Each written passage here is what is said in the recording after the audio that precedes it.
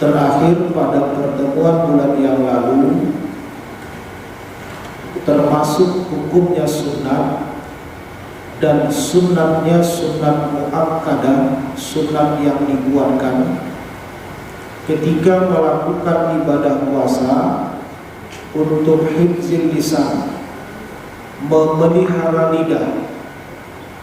Maksud memelihara lidah untuk tidak berkata-kata hal yang dusta saat puasa, memelihara lidah untuk tidak menceritakan aib atau menggibah di saat puasa, atau termasuk juga tidak mencaci dan memaki di saat puasa. Intinya, memelihara lidah dari hal-hal yang tercela di saat melakukan ibadah puasa itu hukumnya sunat muakkad, sunat yang dikuatkan.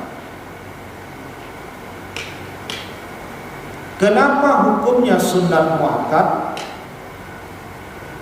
Karena sesungguhnya kalau ada orang sedang puasa tapi lidah tidak dijaga dari hal-hal yang tadi, masih mau berdusta padahal sedang puasa, masih mau menceritakan aib orang lain padahal tidak ada hal yang penting menceritakan itu, apakah puasanya batal? Jawabannya tidak. Karena yang membatalkan sholat bukan itu. Yang membatalkan puasa, maaf. Kenapa tidak batal puasa? Karena yang membatalkan puasa bukan berkata-kata dusta, bukan mengupat. Jadi kalau ada orang saat puasa melakukan hal tadi, berdusta, mengupat, dan yang lain-lain, puasanya sah, tapi pahalanya hilang. Itulah yang disebut dengan puasa sia-sia. Kalau tak puasa, berdosa.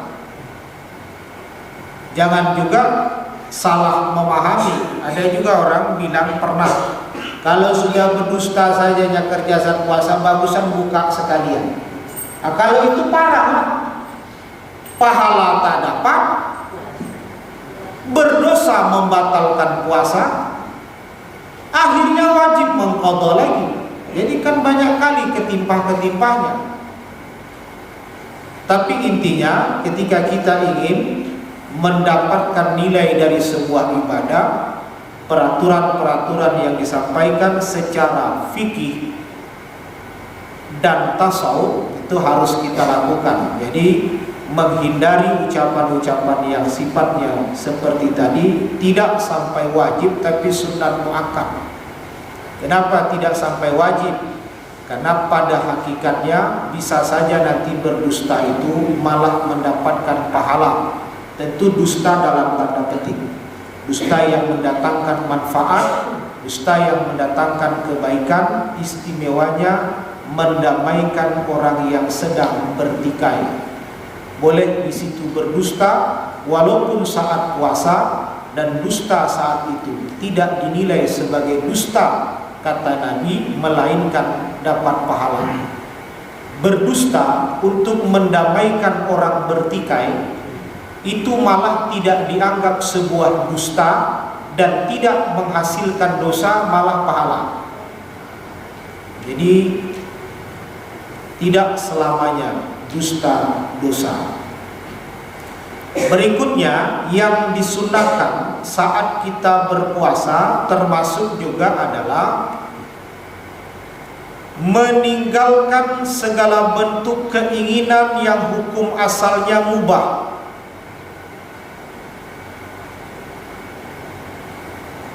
Mana contoh keinginan yang sifatnya asalnya mubah, tetapi walaupun mubah, sunat untuk ditinggalkan kata ulama. Ini masuk dalam bentuk jenis yang didengar. Apa hukum mendengarkan nyanyian? Mubah. mendengar nyanyi lagu mubah. Itu hukum asal. Tapi ketika sedang puasa, walaupun hukumnya mubah seperti itu, sunat ditinggalkan. Sunat ditinggalkan.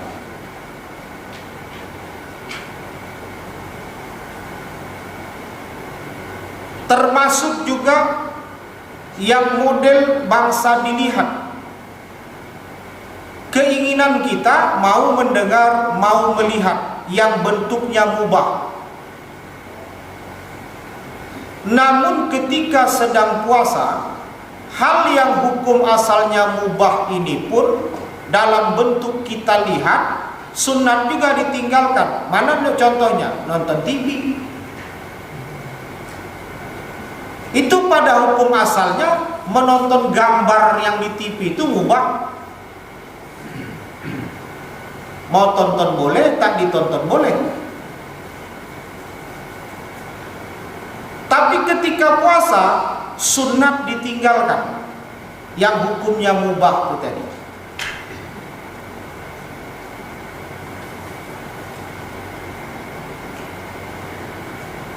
Atau yang bangsa, keinginan kita untuk mencium sesuatu yang mubah.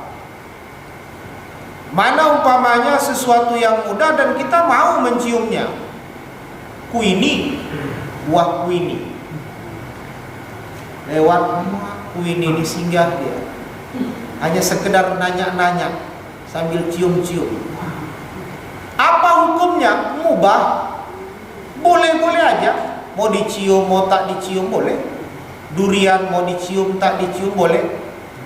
Tapi sunat meninggalkan itu semua. Jadi kalau gitu lebih bagus hindari hal-hal yang mubah seperti itu supaya dapat nilai sunnah. Kapan itu berlakunya? Hukum mubah berubah menjadi sunnah dapat pahala.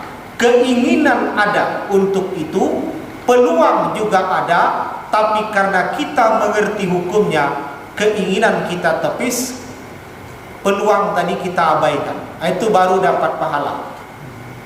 Pahala sunnah. Ada contohnya.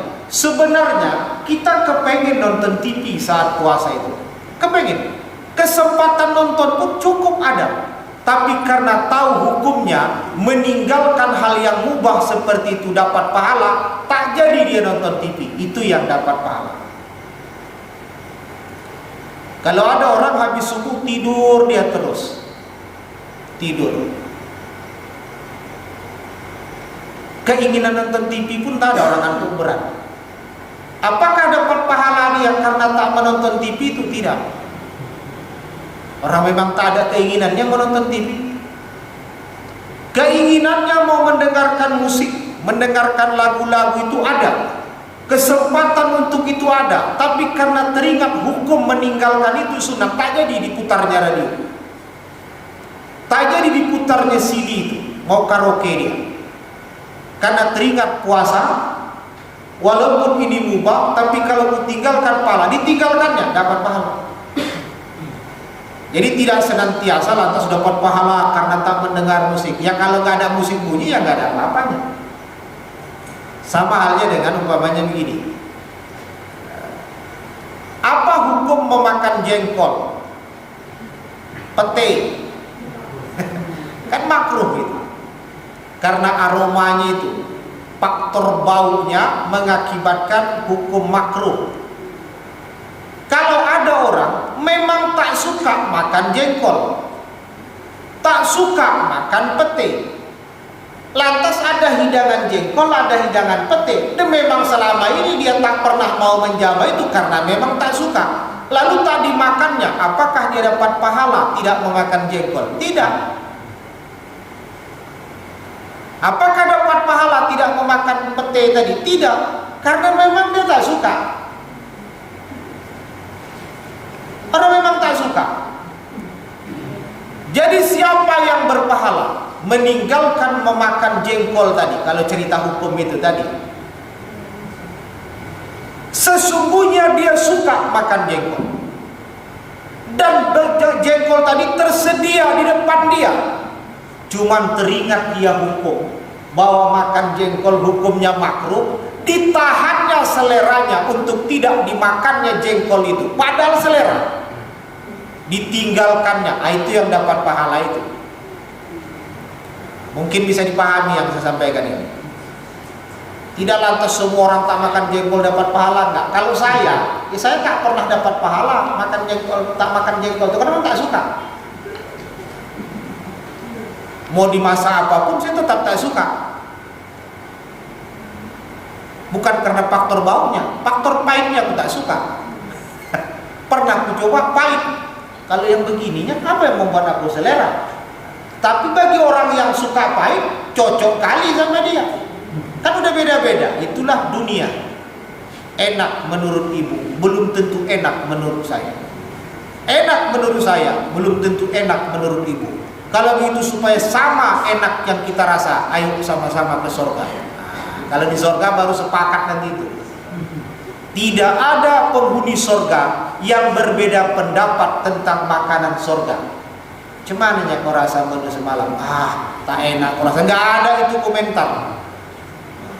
Kayaknya kurang garam kau rasa. Tak ada itu komentar begitu. Di mana? Di surga. Kalau di dunia ini, makanya kadang-kadang ahli bait kalau acara kendurian semua mau menyampaikan itu, mohon maaf mana tahu ada sajian yang kurang asam garamnya karena yang memasak tidak satu tangan, macamlah tambahan-tambahan kata. Orang memang kadang variasi, yang ini suka pedas, yang ini tak suka pedas, akhirnya diadu di situ, akhirnya abal-abal rasanya.